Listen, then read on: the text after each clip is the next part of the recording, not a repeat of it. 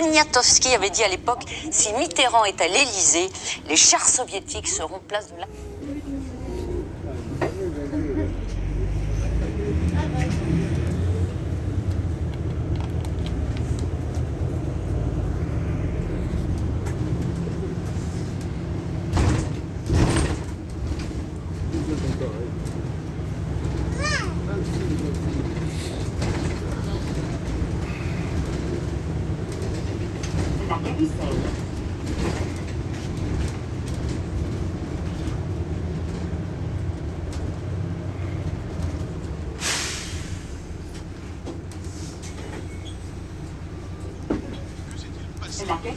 Ben, d'abord, la recherche de ce budget, franchement, est interminable. C'est...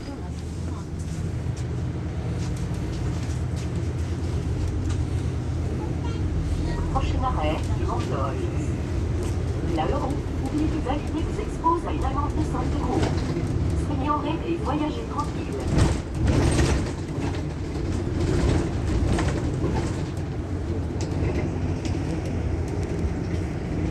De Vendôme.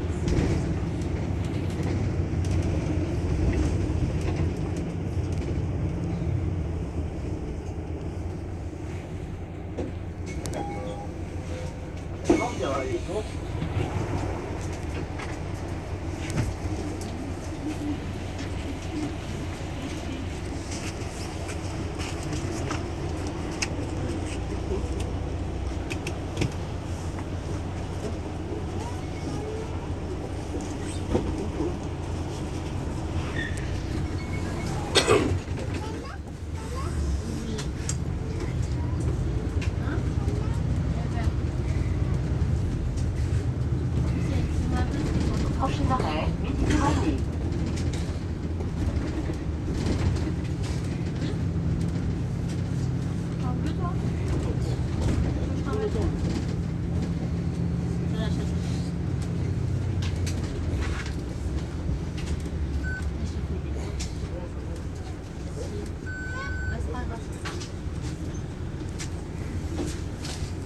De l'économie, des finances et de la souveraineté industrielle et numérique et l'invité d'Adrien Gindre à 7h35. Où en est-on des discussions entre députés et sénateurs? Ça se joue en ce moment.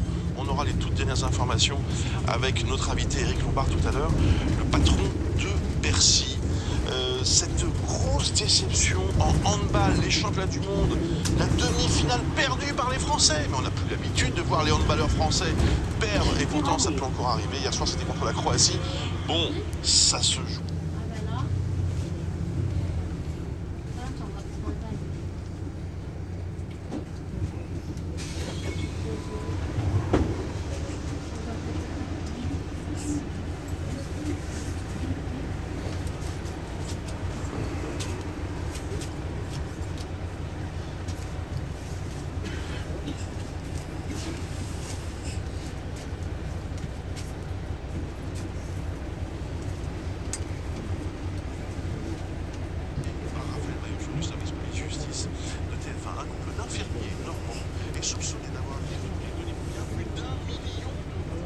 Ça s'est passé. Les annonces sont dans l'ordre. Cette semaine, il faut être placé en garde à vue. Il est exécuté en attendant le procès qui est prévu. Cette escroquerie. Qu'est-ce que la justice reproche exactement? Les enquêteurs leur reprochent d'avoir monté un système de fraude à l'assurance maladie. Tenez-vous bien, selon une source, le dossier d'instruction pèse plus de 80 kilos. C'est dire si les investigations qui se sont étalées sur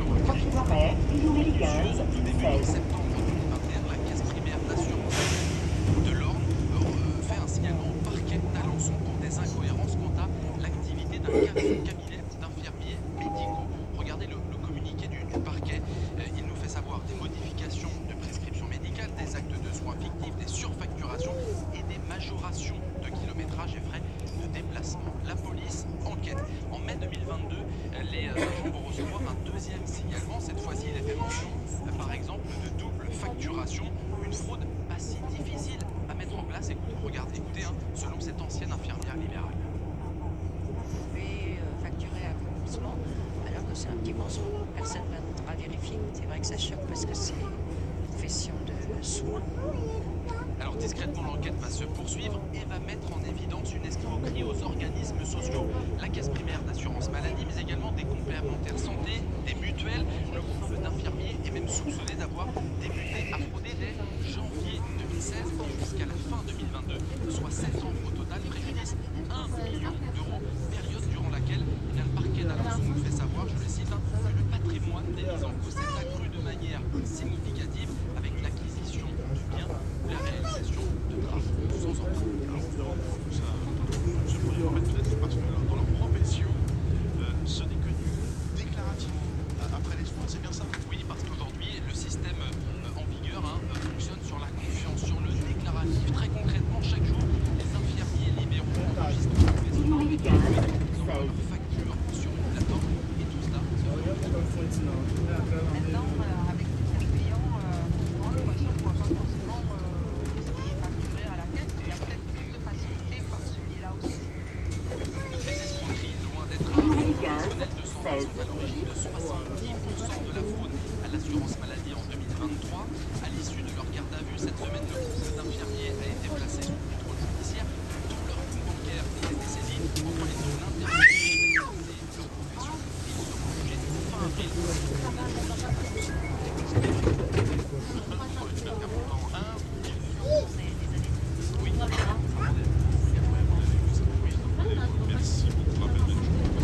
Prochain arrêt, Lyon. Ça, c'est un rendez-vous qu'on vous propose le vendredi matin.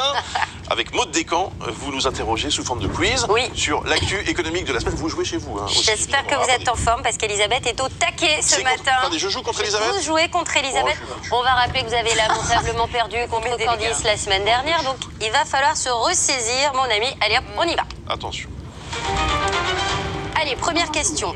Quelle est l'enseigne de mode où les Français...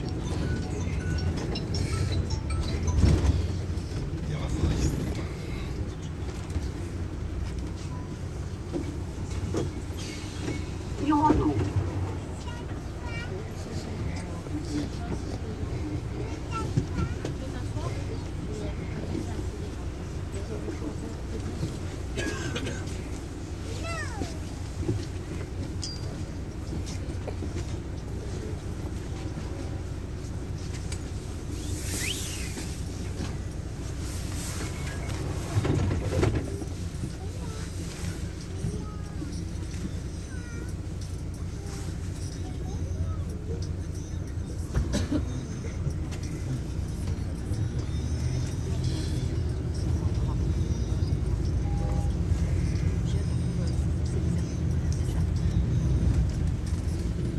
Prochain arrêt, Lyon-Cap-Tunnel.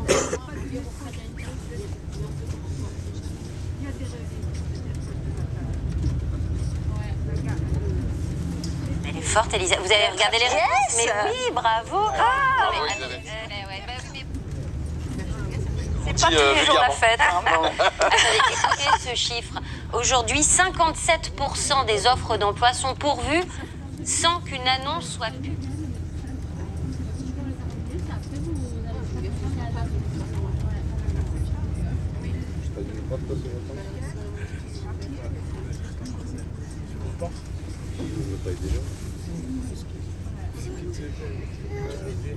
C'est cher le ski, je crois pas.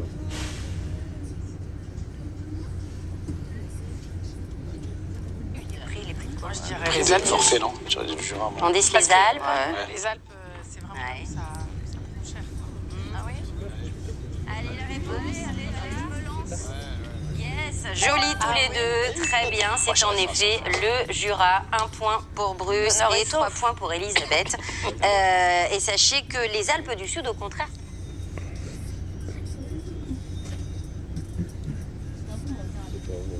Tu vas acheter ma voiture. Je te crois avec moi. Franchement, tu me fais mal, ça me... Non, ça m'énerve. Ah ouais, donc,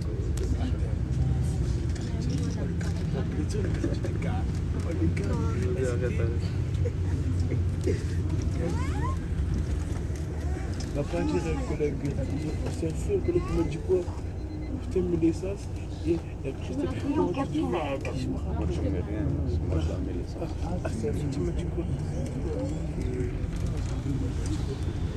opposition. Oui, de loi. ce n'est pas encore tout à fait. Ça a été examiné à l'Assemblée en début de semaine. Il faut encore que ça fasse la navette. Pour info, aujourd'hui, ce qu'il faut faire, c'est aller sur Blocktel, la plateforme. J'ai même pas le code du lit. Prochain arrêt, les Grosses. Pensez à valider à chaque montée, même en correspondance. Merci et bon voyage. Prochain arrêt, les Grosses.